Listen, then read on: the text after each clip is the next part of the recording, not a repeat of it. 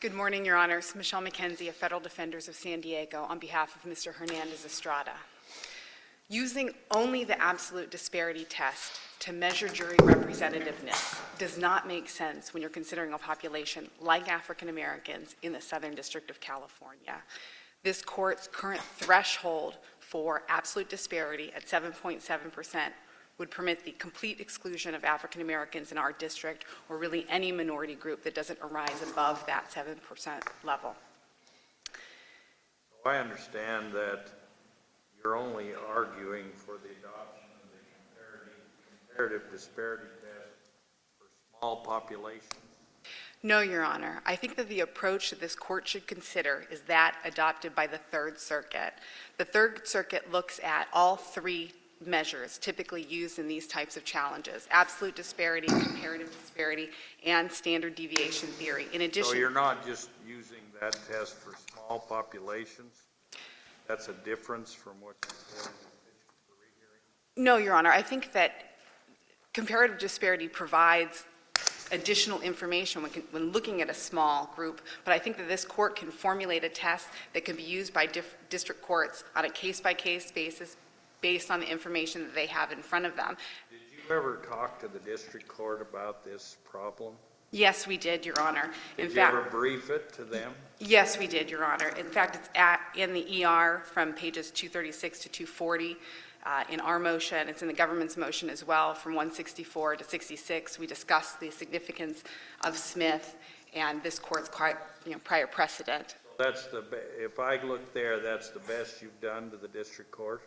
In terms of presenting both all three, absolute disparity, comparative disparity, and statistical significance tests. That information is before the court. Did you ever brief or argue this issue before the original panel, three-judge panel? Your Honor, we didn't ask the three-judge panel to change this court's precedent.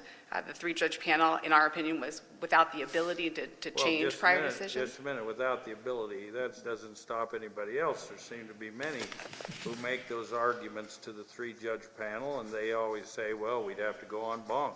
And they say, well, go on banc to do it. But I didn't see anything in your argument to the three-judge panel about this. Your Honor, on page 64 of our opening brief, we note to the three-judge panel how the absolute disparity test in this circuit would serve to exclude entirely the African American population in the Southern District. That's at 64 in our opening brief. But I guess the worry that I have is that where you want me to go in this particular case seems to have no evidence in the record, nothing where the district court could have given, if you will, a comparative disparity test or absolute disparity test, or even tried to do a standard deviation.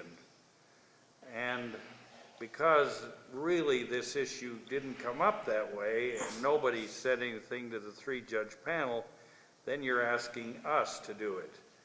I guess my worry is, I had a statistics class in college and didn't do very well. Don't think I'm very good at it.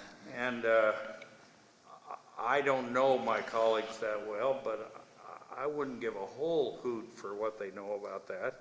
And so I guess I'm trying to figure out, why is it that I have to determine this now? I appreciate that my chief judge likes to correct error when he can, and he says a lot of stuff to make that happen.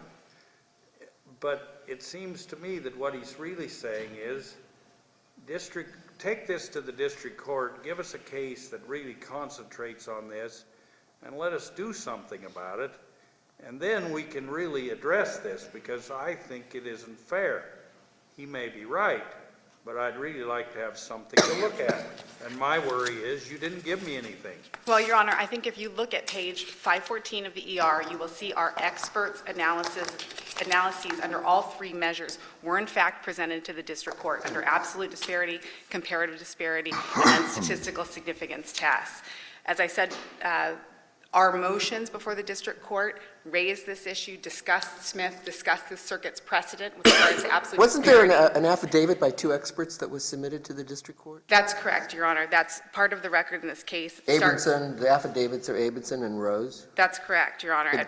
And they worked through They work through these various approaches with through the all- data that they have, although they do say that the underlying data was not good because of the because of the data keeping that the district court As to followed. the Hispanic population, yes, Right. we were missing a significant portion of the Hispanic population in the Southern District of California. Yes, I have a question, Ms. McKenzie. If we were to agree with you, we would reverse this conviction, is that right? yes, Your Honor. And then what, do we go back for what?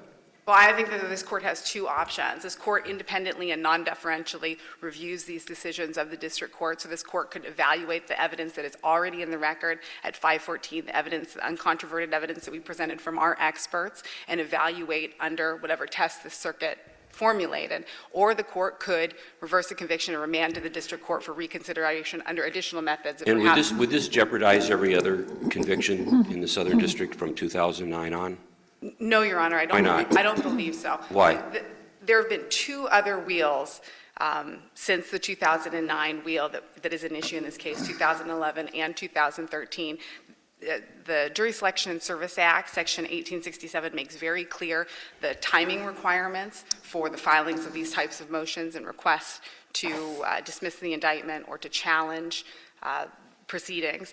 To my knowledge, there are no other cases pending in our district where this issue has been raised, and there is that time required within the Act. Challenges have to either be raised before voir dire under Section 1867 or within 2 weeks of learning that there could be a possible violation. Is there, counsel, further development of the factual record that could be done such that remand should be considered in this particular case? I know that the number of individuals who did not respond to the race ethnicity question was quite high, but has that train pretty much left the station? What can be done about it at this point?